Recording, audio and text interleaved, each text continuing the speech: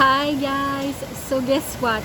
If you can hear behind me, we're having a very stormy weather here in Portugal, which is unusual because I've been having my breakfast on my balcony every morning for the last few weeks. The weather has been amazing and suddenly it's like turning into something completely different. We even had thunders recently, which I love anyway. So this is all going with the Halloween period, right? This is that time of the year.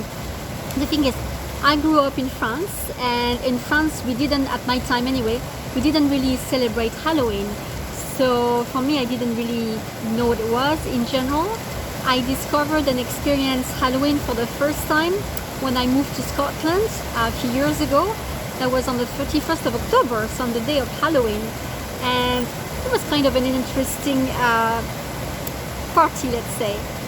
But I wanted to know what this whole Halloween is about. So I made some search and I just realized you're probably not going to hear me anymore. So I'm going to pause the video and come back later to you. Well, anyway, it's still going very strongly and I just hope that my mic is picking up my voice more than all the noise in the background.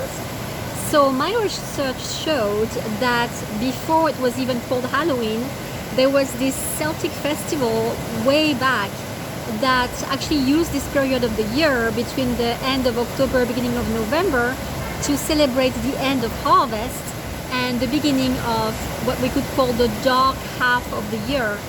But the part that was very interesting to me is that there was this saying about this is the time, the 31st of October, the night where the veil between the world of the physical and the invisible realm was getting thinner. And that would explain why people would put things like ugly gargoyles and monsters and all kinds of scary things in front of their door or in the garden. It was to scare the so-called bad spirits who would venture from the other side of the veil into our world, right? But what I actually discovered after that is that there is a deeper meaning really to this. Why are we using those costumes, those masks, those ugly decorations? It's actually because there's something else going on. And what it is that all this represents actually what is in our subconscious, meaning that we have all those fears, all those unconscious shadows that we don't really pay attention to, let's say during the light season. So during the summer, we're all out and about, we're active, we're whatever, having a good time, let's say, with the good weather. And then suddenly there is that turn where we are starting this darker season, right?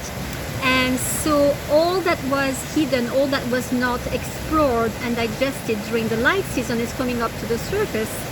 And so all these masks and ugly things is allowing us to put a form onto all those unconscious feelings and unconscious stuff that is hidden.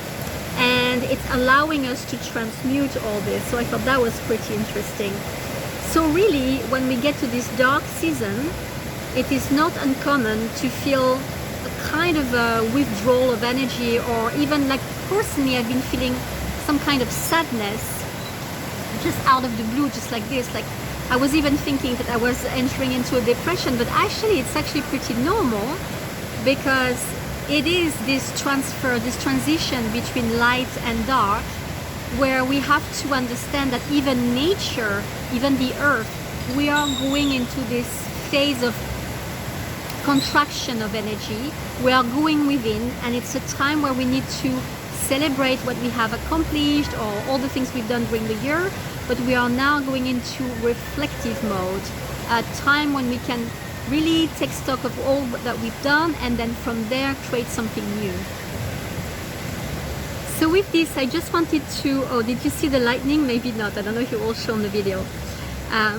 Usually after lightning we have thunder. Let's see if we can hear it. There it is. I hope you can hear it. I love thunder myself, love it.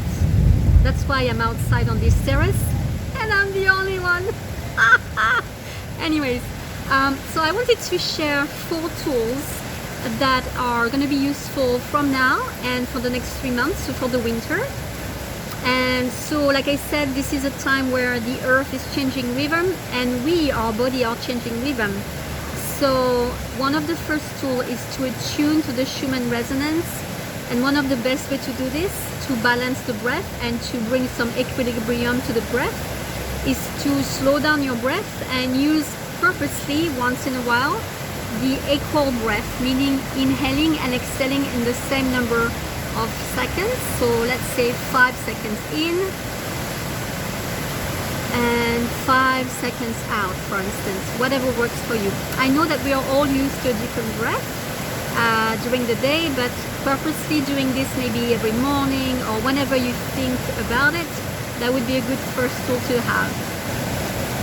The second tool is to do with the light. As you can see, after the summer, which is all about a lot of light, high vibration, and also a lot of activity, another thunder, we go into this, nature is showing us that we go into this kind of like a softer lightning. So it's very also soothing to, in your own home, to have a softer lightning, such as candles or any other soft lightning.